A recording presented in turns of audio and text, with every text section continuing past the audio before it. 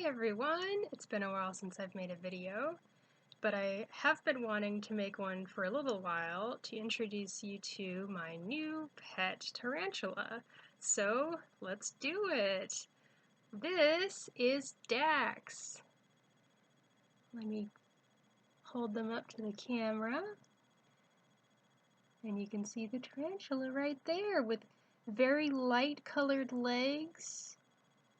And they get darker as they get into their body. So this is Dax. Dax is a Greenbottle Blue tarantula.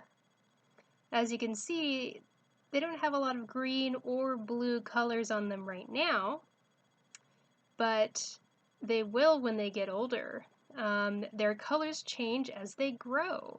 So right now this is a very small tarantula. I can hold my finger right here. You can see I measured them yesterday. They were about 1.5 inches. And they should get to be 5 to 6 inches once they're an adult. I decided I'm just going to use they, them pronouns for Dax because you don't know what gender your tarantula is until you can get a really nice molt, an exoskeleton molt off of them that you can kind of very carefully, looking very closely at their genital area, you'll be able to see whether there's a bump or no bump kind of thing, or a flap or no flap kind of thing. So all tarantulas, or pretty much every tarantula I've ever heard of,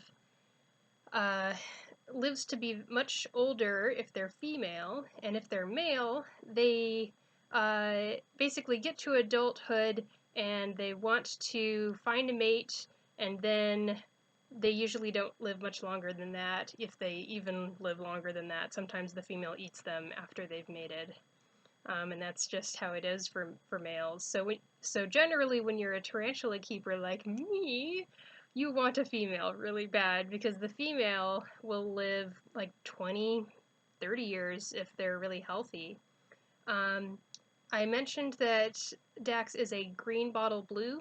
That's the common name for this tarantula, but the scientific name, which we generally try to use scientific names for tarantulas just to make sure we have the right care for the right exact tarantula. This is the Chromatopelma cyanopubescens. That's now there's the interesting thing about this kind of tarantula is that the cyanopubescens is actually the only species so far that we have discovered in the genus of Chromatopelma. So because of that, there's not too much worry about confusing one Chromatopelma for another, because all Chromatopelmas right now are cyanopubescens. And as a result, a lot of people just go ahead and call it the Greenbottle Blue, or GBB for short, since Chromatopelma cyanopubescens is a very long name, even for tarantula scientific name standards. So I'm really excited to know what gender Dax is.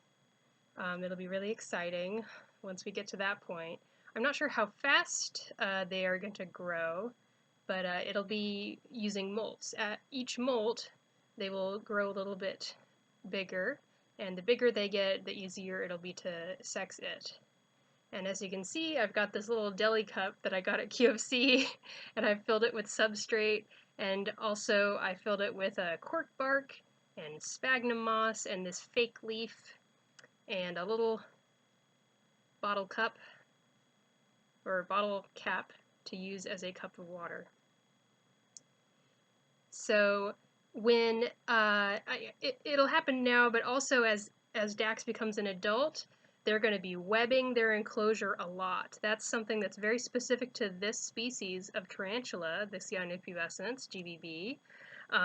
They like to web a whole lot, and that's one of the parts that keepers are really into, is the fact that it just becomes this white webbing palace, and the tarantula is actually chill enough that it just kind of hangs out on top of the webbing.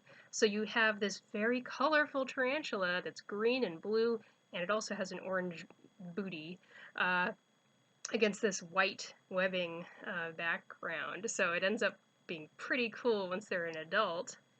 So I'm very much looking forward to that.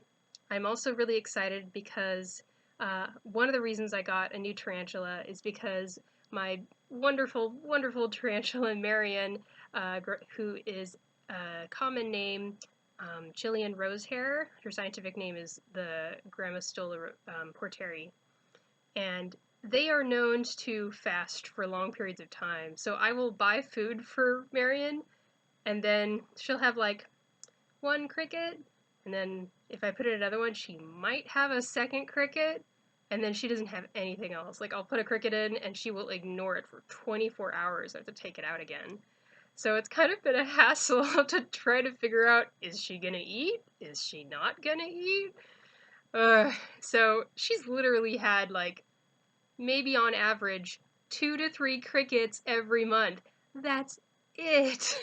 And you can't just buy 2 crickets when you go to the pet store. You have to buy a bag of them. You get like 20. So this tarantula I have found, or I've heard from other people, is a much better eater. It has a much bigger appetite, and apparently has a really great feed response. When you put the cricket in, it'll be like, yum. Marion is like, I leave the cricket in, and when she eats it, it's like when I've left her alone, and she doesn't make a big deal out of it.